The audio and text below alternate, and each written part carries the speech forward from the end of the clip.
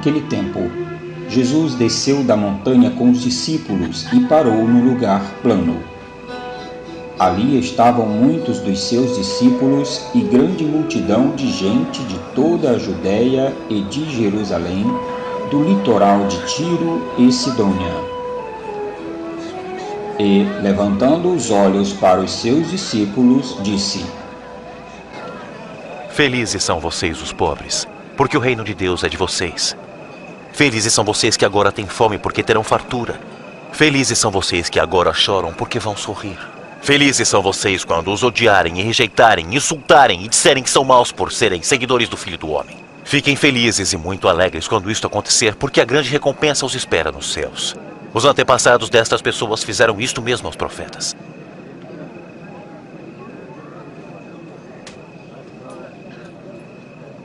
Dezesseis, 17, 18, 19, 20. É só o que eu tenho. Mas como é só o que tem? Pobres de vocês que agora são ricos, porque já tiveram sua alegria.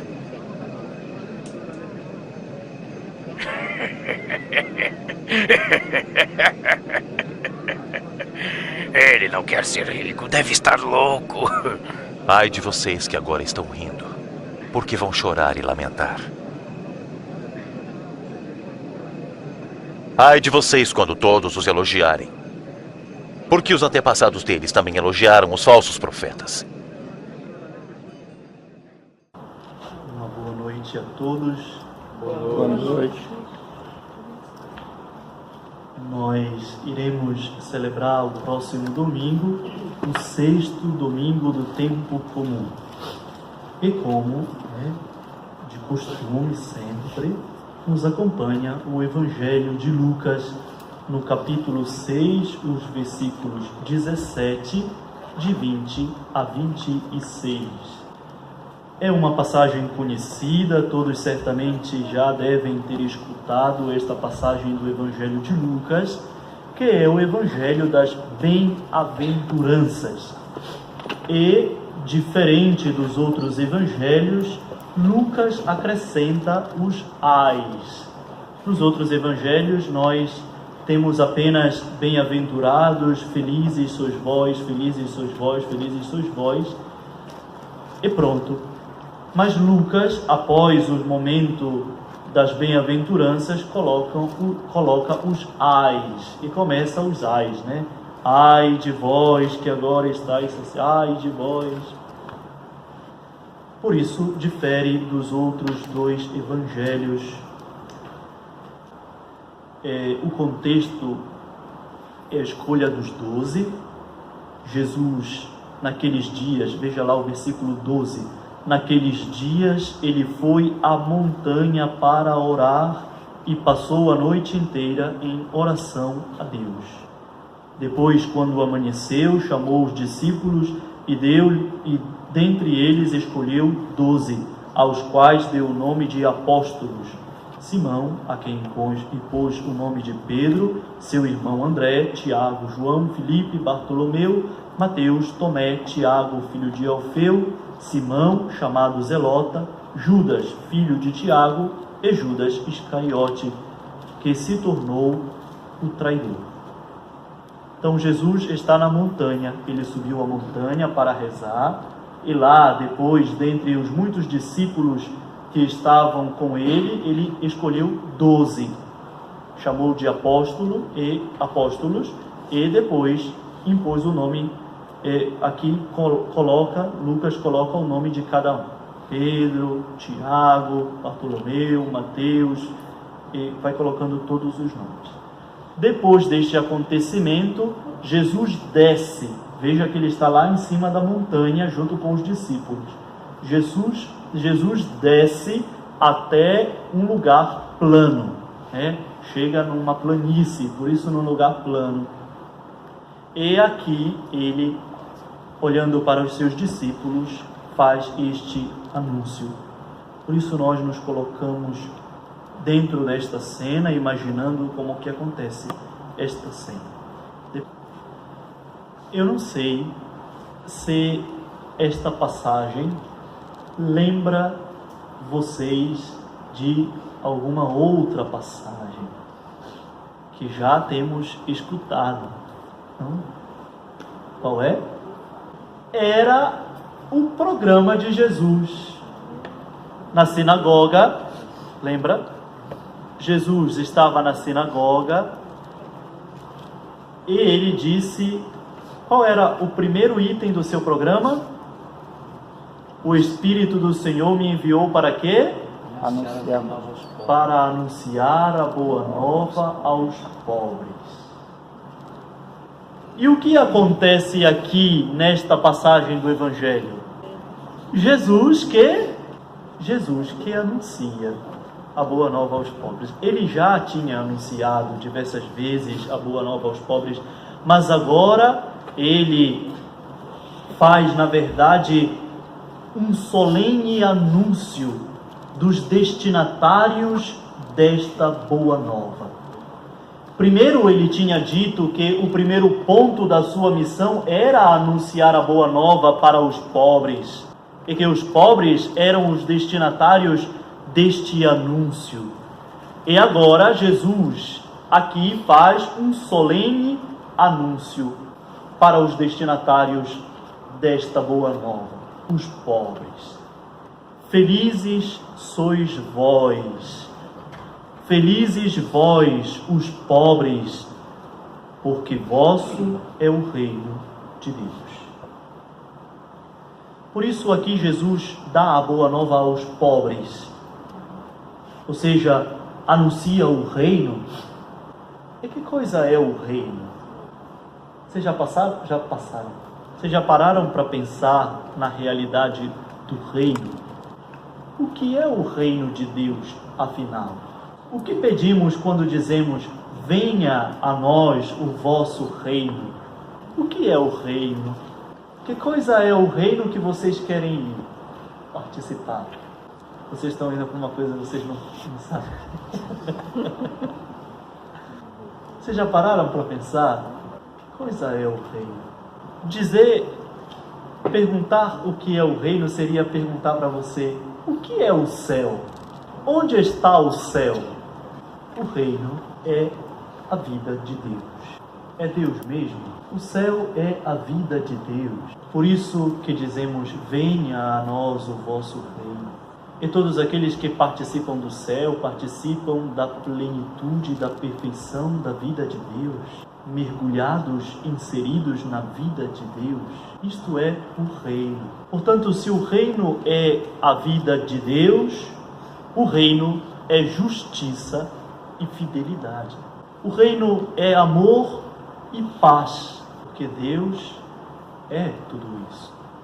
Por isso, não podemos pensar no reino como um lugar concreto, assim, uma sala, uma casa, não. O céu, o reino, é o coração de Deus, é a vida de Deus.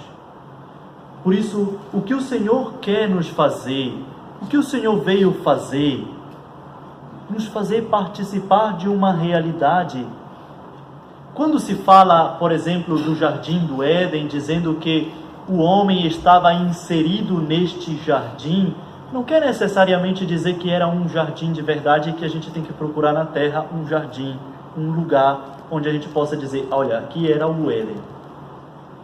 Mas quer se referir a uma pertença do homem ou de uma...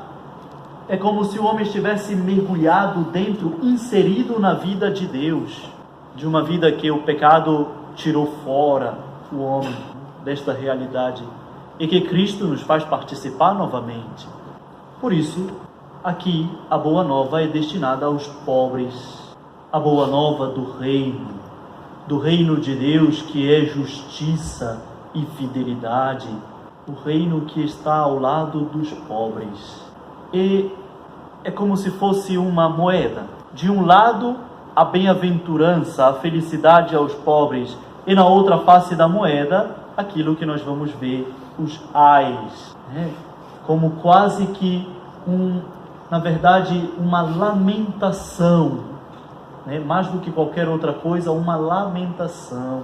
Muito bem. A primeira coisa é que nós devemos saber, nos fazer a pergunta, né? Mas o que é a bem-aventurança, afinal de contas? Qual é a finalidade das bem-aventuranças?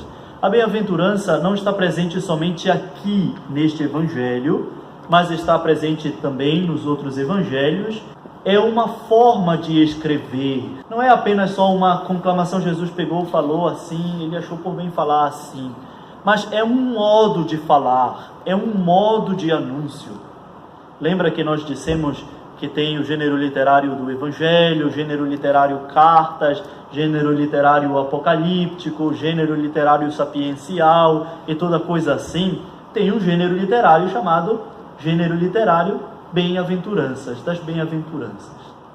E isto é característico na Bíblia. Constantemente os profetas usavam muito este gênero.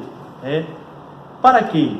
Para dar um anúncio de alegria que se relaciona com o presente ou com uma promessa projetada para o futuro. Então, para fazer um anúncio alegre, para fazer um anúncio daquilo que se realiza no presente ou daquilo que vai acontecer no futuro, se usava este modo de linguagem, este gênero literário, bem-aventurados, bem-aventurados, algo que está acontecendo ou algo que vai acontecer. E no caso do Evangelho, é algo que está acontecendo. Então, é a forma de anunciar uma boa notícia daquilo que está acontecendo agora, neste momento. Então, nós vamos encontrar este gênero literário em tantas outras passagens. Jesus, nos próprios evangelhos, Jesus várias vezes fala em pequenas sentenças, não tão estruturado quanto aqui, mas fala em pequenas sentenças desta bem-aventurança, desta felicidade, felizes.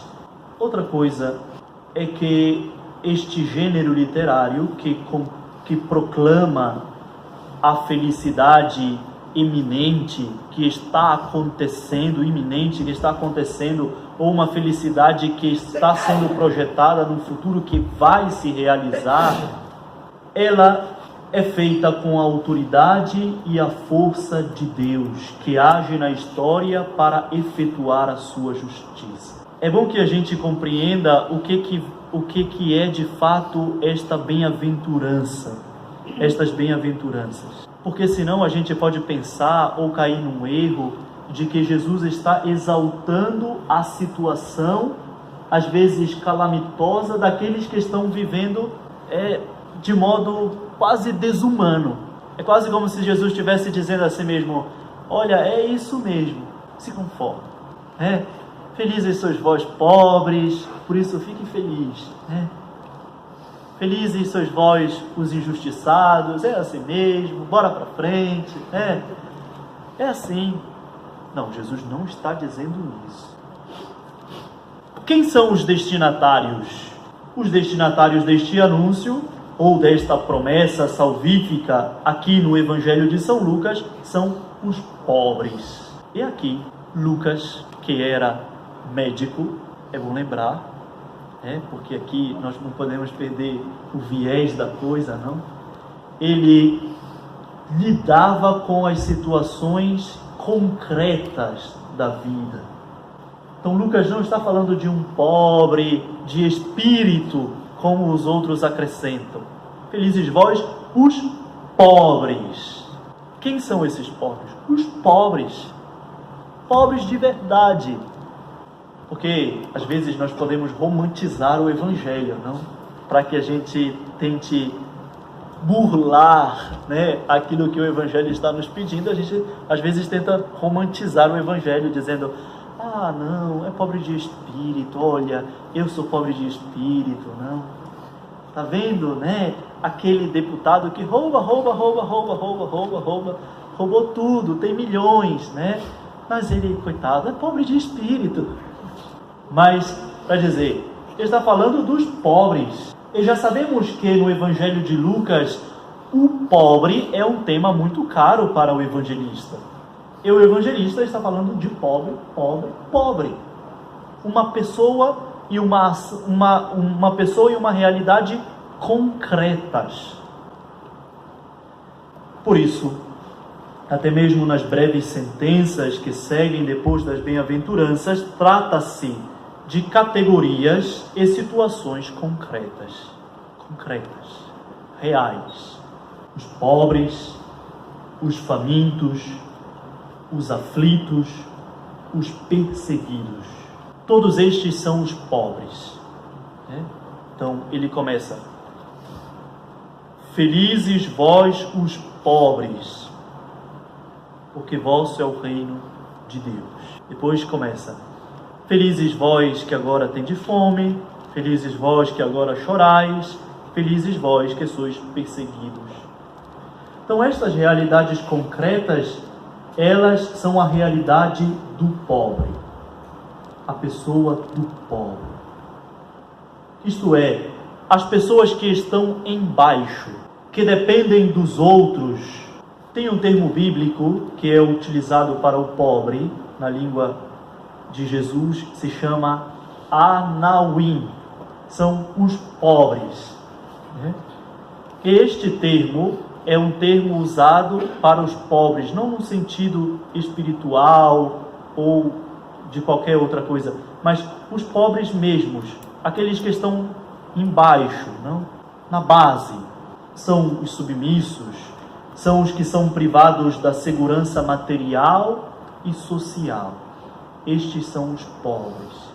Muitos profetas falam dos pobres, né? O profeta Isaías, o profeta Jeremias, todos eles falam dos pobres e dizem que os pobres é para se manterem fiéis, firmes, e que o Senhor virá em seu socorro certamente. Os salmos falam também dos oprimidos, dos pobres. Vamos olhar um salmo, o Salmo 113, por exemplo, versículo 7, vamos começar do 4, Elevado sobre os povos todos é o Senhor, sua glória está acima do céu. Quem é como o Senhor nosso Deus?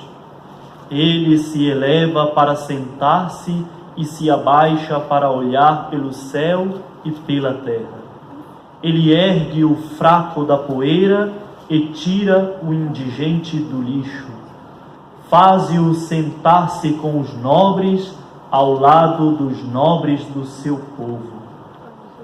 Faz a estéril sentar-se em sua casa, como alegre mãe com seus filhos. O Salmo 107, versículo 41, diz assim: mas levanta o indigente da miséria e multiplica famílias como rebanho. Os corações retos veem e alegram-se, e toda a injustiça fecha sua boca.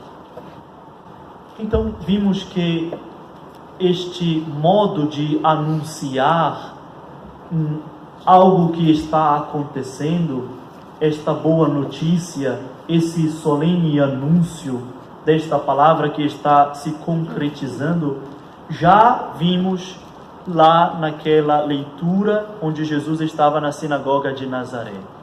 Depois de ter terminado tudo, ele diz, a última coisa que ele diz é: e proclamar o ano da graça do Senhor. E fecha dizendo: hoje se realiza esta palavra da Escritura que vós acabastes de ouvir. Alegrai-vos, felizes, vós os pobres, porque hoje o Senhor se mostra do vosso lado, faz acontecer a justiça. Felizes vós os famintos, porque hoje o Senhor vos sacia. Felizes vós os injustiçados, porque hoje o Senhor vos faz justiça.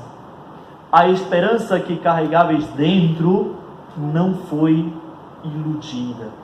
Ela acontece agora, hoje. Por isso, alegrai-vos.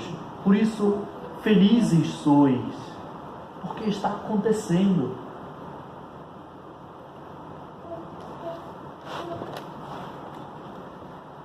Chegou o tempo esperado pelos pobres. A esperança e a expectativa deles não ficou abandonada. Deus veio em seu socorro. É isto que Jesus está dizendo naquele discurso, não? Deus veio em vosso auxílio, Deus está do vosso lado e Deus vos oferece o seu reino. Alegrai-vos, porque Ele, com sua força e com o seu Espírito, estabelece o seu reino no meio de vós. Ele intervém em vosso favor. Por isso, vocês são felizes, porque vocês estão vendo acontecer, ou vocês estão vendo ser realizado na vossa vida algo que foi proclamado e que vocês esperavam o tempo inteiro. Hoje acontece. Por isso vocês são felizes, porque está realizando agora. E vocês são felizes porque veem isso acontecer. Lembra que Jesus uma vez até disse: felizes sois vós, porque muitos profetas e reis quiseram ver o que vós vedes e não puderam ver. Quiseram ouvir o que vós ouvis e não puderam ouvir. Felizes sois vós, porque estáis vendo e ouvindo acontecer a promessa de Deus. Por isso esta bem-aventurança, por isso esse discurso das bem-aventuranças. Felizes, porque você está vendo acontecer na sua vida o que Deus havia prometido. Feliz é você. A minha alma engrandece o Senhor e exulta meu espírito, porque eu estou vendo acontecer aquilo que Ele tinha prometido. Ele vai derrubar os poderosos de seus tronos e elevará os humildes. Saciará os famintos e despedirá os ricos de mãos vazias. E isto está acontecendo, não? Por isso Maria é feliz. Por isso a gente chama Maria de bem-aventurada. Bem-aventurada, porque nela acontece a promessa de Deus. Deus havia prometido que enviaria o Messias.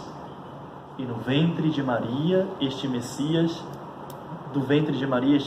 nasce. Por isso, bem-aventurada. Isabel também a proclama assim, Bendita, bem-aventurada, feliz és tu, Maria. Feliz aquela que acreditou. Por quê? Porque será cumprido o que o Senhor lhe prometeu. E ela acredita, Deus toma a defesa dos pobres, faz justiça a quem dela está privado, oferece uma esperança e um futuro a quem se acha sem esperança. E aqui é bom aqui a gente fazer a diferença agora, Não é que Jesus está dizendo que os pobres são melhores do que os ricos, de modo nenhum. Não é que Jesus está dizendo que os pobres eles são mais bonzinhos do que os ricos, são mais santos do que os ricos. Seria uma ilusão, Achar que os pobres, porque são pobres, não têm pecados, Ou achar que o pobre, porque é pobre, ele não tem as suas debilidades, fragilidades. Por isso Jesus não coloca os pobres em detrimento dos ricos. Jesus não quer simplesmente dizer, não, os pobres, por isso, são melhores do que os ricos. Não, de modo nenhum. Não quer dizer que os pobres são mais capazes e generosos do que os poderosos e os que tiveram boa sorte. Mas porque Deus é justo e fiel. É aqui que subsiste a raiz da felicidade, da bem-aventurança.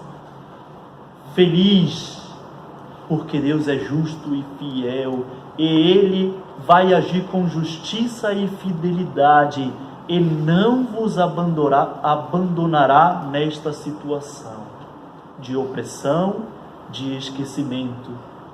Felizes, porque Deus é assim. porque Deus é justo, porque Deus é fiel. Não felizes os pobres porque vocês são pobres e vocês são mais merecedores, não. Felizes porque Deus é justo e por isso fará justiça. Felizes porque Deus é fiel e fará com que esta fidelidade permaneça eternamente. Por isso o estilo da ação de Deus é o estilo do êxodo. E é agora também o estilo de Jesus,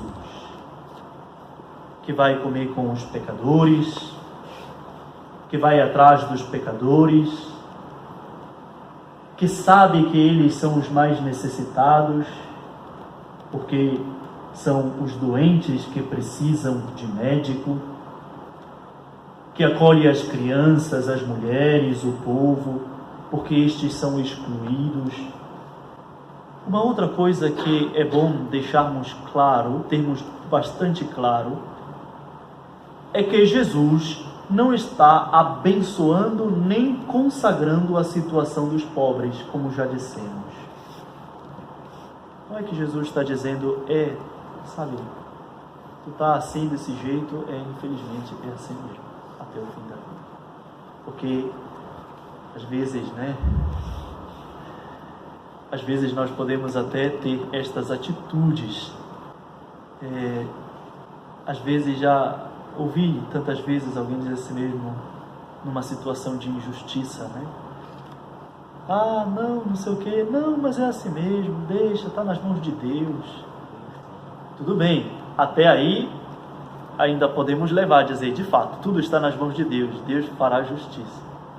Agora quando diz assim, deixa assim, talvez seja a vontade de Deus, Deus quis assim. Ora, Deus quis assim? Que Deus é esse?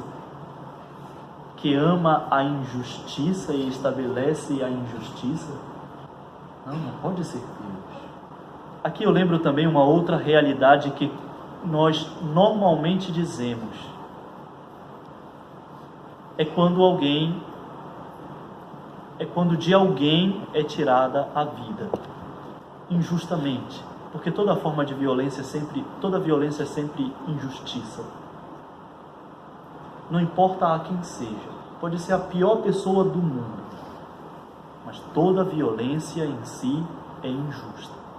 Pode ser o pior bandido, matou milhões. Enquanto um ato injusto deve ser sempre corrigido, para isso existe a justiça, não? Se alguém comete qualquer crime, sim. Se alguém comete qualquer crime, deve ser corrigido pela justiça. A justiça deveria ter também esta função de correção, certo? Por isso se paga uma pena, né? Quanto à justiça divina, cabe a Deus, eu não posso fazer nada. É Ele quem decide. São Tiago que diz a si mesmo, um só é o legislador, um só é o juiz. Tu, quem és para julgar o teu irmão? Então, enquanto a penalidade civil, a lei civil, sim, é verdade. Quem cometeu um crime deve pagar a pena. E isso é correto. Não? Você matou, você deve ser julgado pela justiça, pagar a pena. Isso é correto. Quanto à justiça de Deus, aqui é Deus. Aqui eu não posso dizer se ele é condenado ou perdoado, se vai para o céu ou para o inferno. Não posso dizer. Tanto é verdade que nestes 2000 anos de cristianismo, a Igreja Católica Apostólica Romana nunca condenou ninguém ao inferno. Nunca disse, o fulano está no inferno. Porque ela não tem autoridade para isto. Porque o juiz é o Senhor. Então, só para distinguir, né? Só para a resposta lá, né? Então, cabe a Deus, não? Se alguém se arrepende, eu nunca esqueço disso, porque na verdade foi até uma prova que eu fiz né? Como é o nome daquele que a gente estuda, que é do céu, a vida futura? Soteriologia. Não. Escatologia. Escatologia, né? Era a prova de escatologia, e aí eu cheguei lá meio afoito, porque eu não tinha ido na sexta-feira anterior, porque foi a minha ordenação diaconal lá em Colares, né? E aí eu tinha faltado a aula justo no dia que o professor falou a respeito, por exemplo, da questão, né, do inferno e toda essa coisa aqui. E aí faltei a aula. Mas aí tinha um colega meu que ele gravava as aulas, né? Eu disse, me manda os áudios. Eu fui escutando daqui de Castanhal até lá em Belém, tá? Quando eu cheguei lá, sentei na frente do Frei, aí o Frei disse assim, ele me chama de Harimandison. Ele disse, Harimandison, por que a igreja, na sua tradição, desde o princípio, proclama uma pessoa de comprovada virtude santa e afirma que ela está no céu? A pergunta não é tanto esta, mas eu quero que você responda. Por que a igreja nunca, assim como proclama um santo, proclama um condenado? Diz, este está no inferno. E aí, eu me aprumei, né? Disse, tinha que ser essa, meu Deus, no dia que eu não vim para a aula, né? Eu disse, Frei, porque para o julgamento, para que o julgamento seja feito e para que seja identificado a realidade de pecado, são necessárias 3 coisas: a liberdade, a vontade e o ato em si. Para que seja constituído o pecado, eu tive que ter liberdade para fazer, eu quis fazer e fiz. Bom, precisa dessas 3 coisas. Só que para julgar a liberdade, é aqui que entra a coisa, não? Para julgar a liberdade, só quem pode julgar a liberdade é aquele que é plenamente livre, sem nenhuma amarra do pecado, Cristo. Por isso só Ele pode julgar se um ato foi plenamente feito em plena liberdade. Eu não posso dizer isso, o Senhor não pode dizer isso, o Papa não pode dizer isso. Porque a minha liberdade, como a liberdade de qualquer um de nós, está condicionada, está atrelada ao pecado, porque todos temos.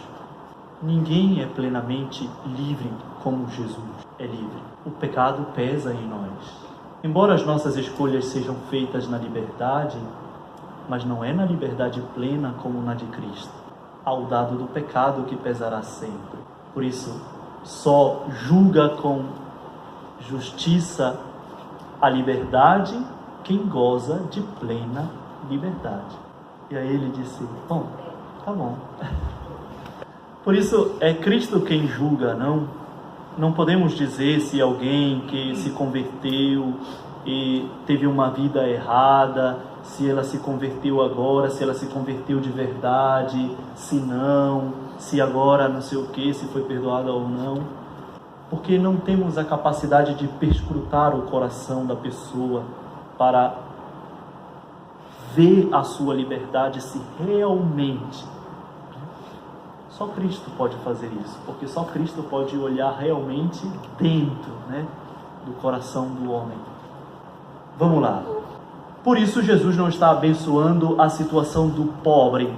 Confie na misericórdia de Deus aquela pessoa, mas nunca diga que foi da vontade de Deus. Porque ele saiu, bebeu, aí foi dirigir o carro, veio a 1000 por hora e matou.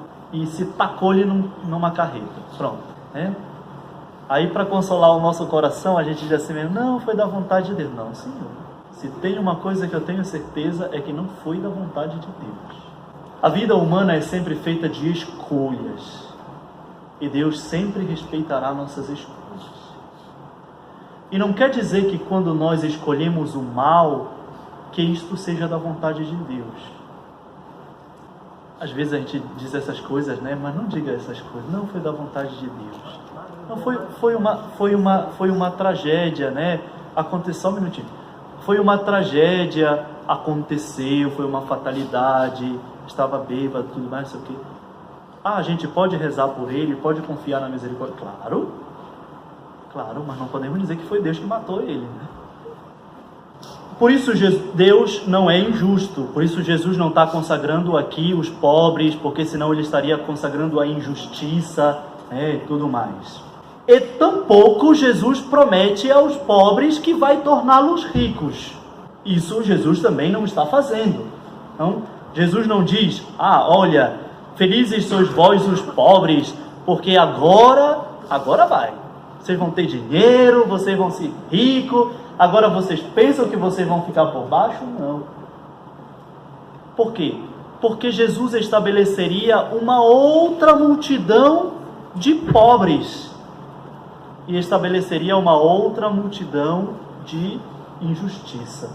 Porque se Jesus prometesse isso, dizendo, felizes sois vós os pobres, porque vocês agora vão ficar ricos, é como se Jesus estivesse dizendo, não, agora vocês vão ficar por cima, não vão ficar debaixo de ninguém não, né? Esse estabeleceria certamente uma injustiça. É o que Jesus não promete aos pobres, não diz que vai torná-los ricos, porque se Jesus promete aos pobres que vai torná-los ricos, ele vai perpetuar a mesma situação, ele só vai fazer com que o quadro vire de cabeça para baixo, que os que estavam embaixo fiquem para cima e os que estavam em cima fiquem para baixo, mas a situação permanece a mesma. Vamos lá. E aqui, portanto, aparece os ais, lá no versículo 24, né, como a outra face desta moeda. A primeira face são as bem-aventuranças, bem-aventurados, felizes sois vós, felizes os pobres, felizes os famintos, felizes, felizes, felizes, porque Deus vai fazer justiça. Felizes porque Deus é justo, porque Deus é bom. Ele vai fazer justiça, ele vai fazer com que a bondade se estabeleça. E aqui aparecem os ai de vós, como um refrão, dolorido até, um refrão triste. Ai de vós. A primeira coisa é que Jesus diz de si mesmo esta lamentação. Ai de mim por vós. Porque para que sejais libertados, para que experimenteis a salvação, ai de mim por vós. Aqui temos os ais, que é uma lamentação. Jesus olha para a realidade do rico e diz, ai de vós, ricos, porque já tendes a vossa consolação. Pobres de vós, porque poderíeis esperar a consolação de Deus, mas já encontrastes no vosso dinheiro a consolação. Depois diz, ai de vós que agora estáis saciados, porque tereis fome.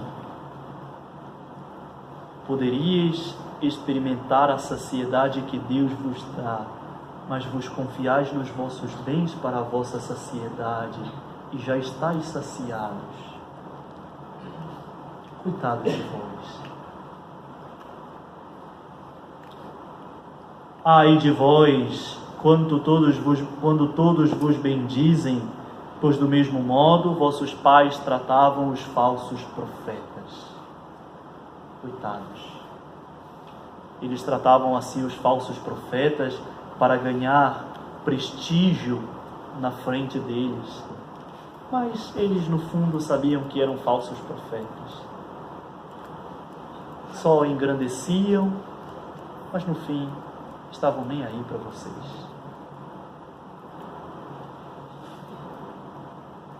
Ai de vós. Aqui Jesus nos convida a ter a confiança e a esperança naquilo que Deus prometeu e realiza. Não tanto naquilo que temos e confiamos e que nos sacia,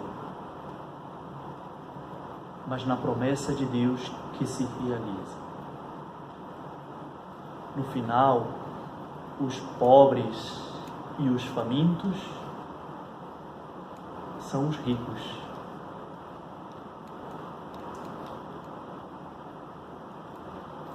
São pobres da esperança que não podem participar, porque confiam nas suas próprias posses, e famintos de uma graça que não podem receber porque já se acham saciados.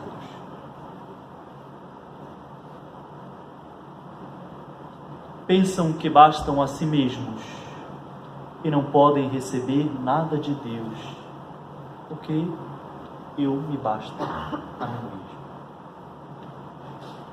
Esta realidade, o profeta Amós fazia-nos ver como que a justiça irá se instaurar. No capítulo 4 do profeta Amós, diz assim: ouvi vós estas palavras, vacas de Bazã.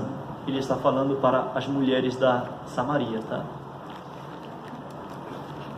Não todas as mulheres são as mulheres dos notáveis da Samaria. São as madames da Samaria.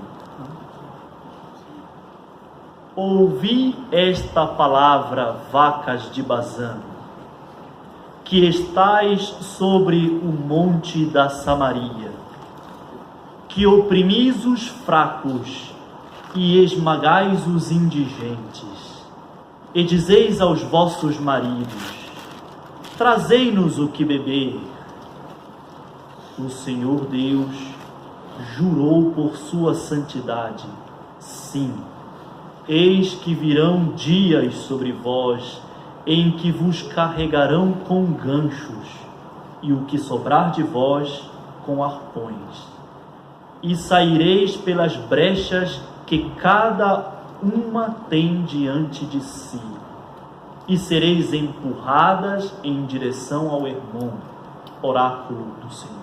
Depois a lamentação, depois ele faz várias ameaças, e lá no capítulo 6 diz: ai daqueles que estão tranquilos em Sião, e daqueles que se sentem seguros nas montanhas da Samaria, os nobres da primeira das nações, a quem a casa de Israel recorre.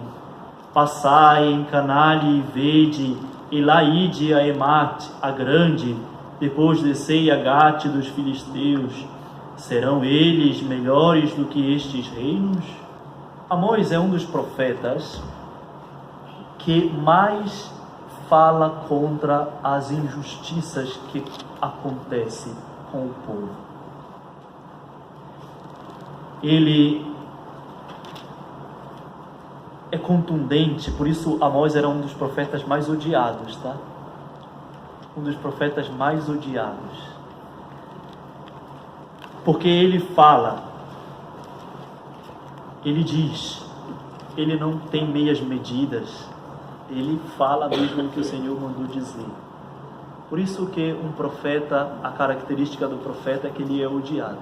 Imagine que Amós falando assim, você imagina se ele vai ser amado, por exemplo, pelas damas de Samaria, não? Queriam matar ele. O último dos profetas, João Batista, que disse a Herodes: olha, tu não pode ficar com a mulher do teu irmão. O que fez a mulher que traía o irmão? Pediu a cabeça dele. Portanto, para encerrar, as bem-aventuranças, enquanto de um lado proclamam a subversão dos valores e das situações históricas, subversão introduzida pela ação salvífica de Deus, antecipada agora em Jesus, do outro lado, são um convite urgente dirigido à comunidade dos discípulos, para que se confronte seriamente com a alternativa proposta por Jesus. Ou com os pobres para o reino de Deus, ou com os ricos, na ilusão que leva à falência. Depois das bem-aventuranças, não há mais lugar para a neutralidade tranquila ou uma falsa consciência cristã em face dos ricos e dos pobres. O Senhor nos pede de colocar de algum lugar. Não há neutralidade. Não, eu estou aqui entre os pobres e os ricos. O Senhor nos pede de assumir. Ou assumimos a realidade do Evangelho e podemos experimentar a graça de Deus que se faz presente no hoje, ou vivemos iludidos como os ricos, numa ilusão falida. Peçamos ao Senhor que nos ajude no acolhimento de sua palavra. Pai nosso que estás nos céus, santificado seja o vosso nome. Venha a nós o vosso reino. Seja feita a vossa vontade, assim na terra como no céu. O pão nosso de cada dia nos dai hoje. Perdoai as nossas ofensas, assim como nós perdoamos a quem nos tem ofendido. E não nos deixeis cair em tentação, mas livrai-nos do mal. Amém. O Senhor esteja convosco. Ele está no meio de nós. Abençoe-vos Deus Todo-Poderoso, Pai e Filho e Espírito Santo. Amém. Ide em paz e o Senhor vos acompanhe. Graças a Deus. Bem-aventurados os pobres de espírito, porque deles é o reino dos céus. Bem-aventurados os que choram, porque serão consolados. Bem-aventurados os mansos, porque eles herdarão a terra. Bem-aventurados os que têm fome e sede de justiça, pois serão saciados. Exultai e alegrai-vos, porque será grande a vossa recompensa nos céus.